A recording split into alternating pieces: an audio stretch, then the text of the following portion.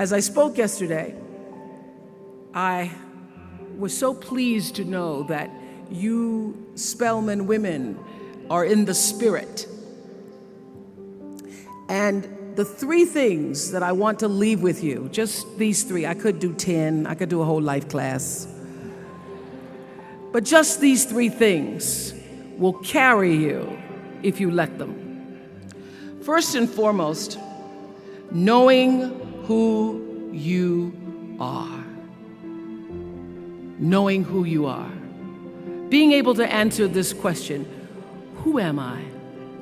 And what do I want?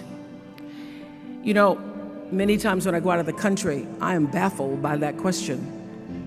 To explain what is your occupation. I've stood there for 10 minutes. Well, am I a talk show host? Well, I'm more than a talk show host. Am I a businesswoman? I'm a businesswoman. I'm more than a businesswoman. Am I an entrepreneur? I'm more than an entrepreneur. So I just leave it blank or self-employed. So I'm not asking for the roles that you play as daughters. I'm not asking that question.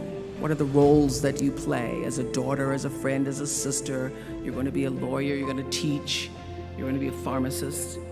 I'm asking the bigger question of who am I? Who am I really? My answer is I am God's child.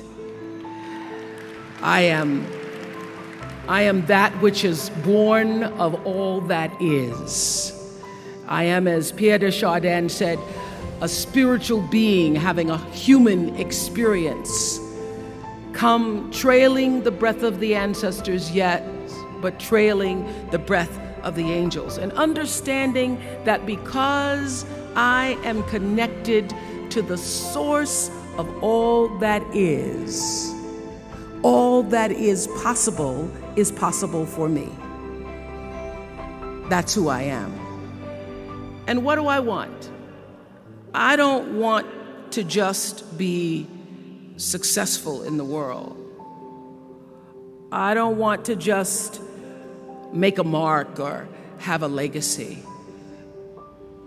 The answer to that question for me is I want to fulfill the highest, truest expression of myself as a human being. I want to fulfill the promise that the Creator dreamed when He dreamed the cells that made up me. What do I want?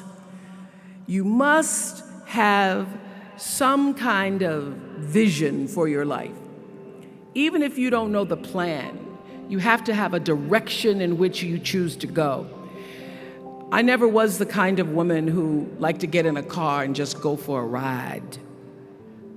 I had a boyfriend who would say, let's just go for a ride. I want to know, where are we going? Do we have a destination? Is there a plan? Or are we just riding? What I've learned is that's a great metaphor for life. You want to be in the driver's seat of your own life, because if you're not, life will drive you.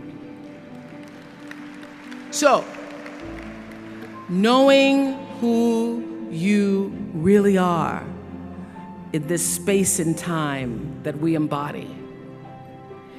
That's number one. What do you want? Who are you?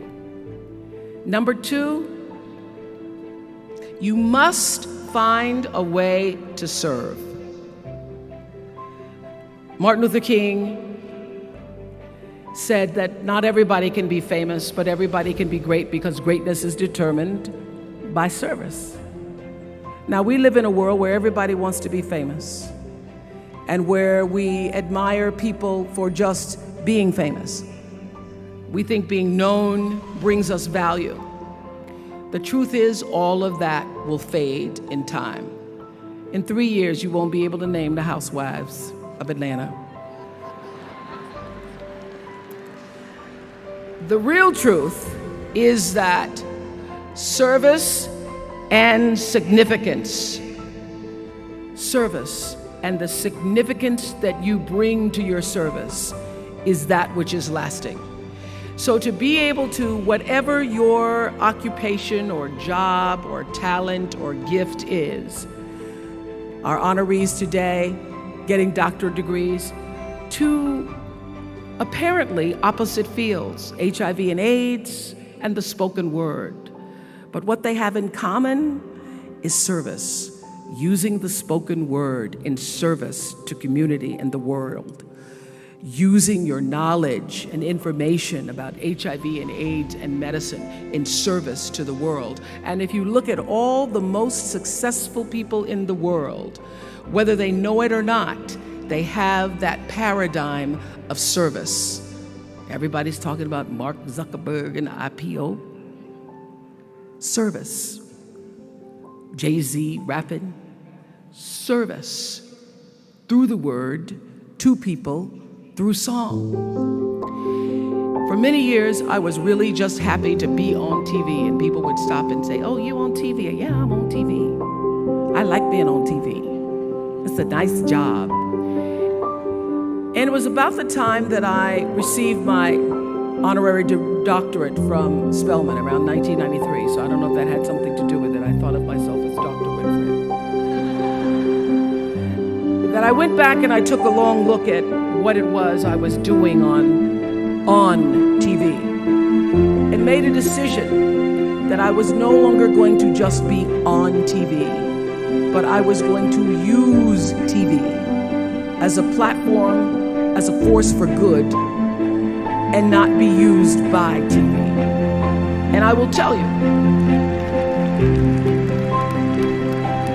my decision to make that significant change in the way I operated on television, using television as a service, changed my career exponentially.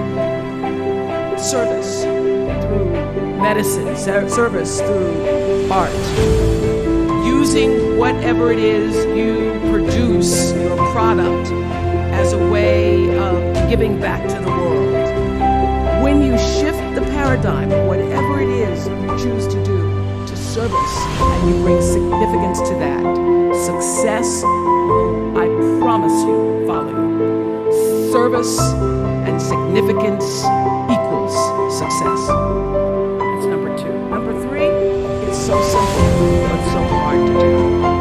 Always do the right thing. Always.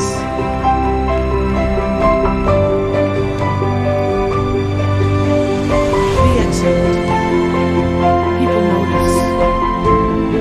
Think of how you notice. You go to Taco Bell, somebody gives you an extra napkin and some sauce.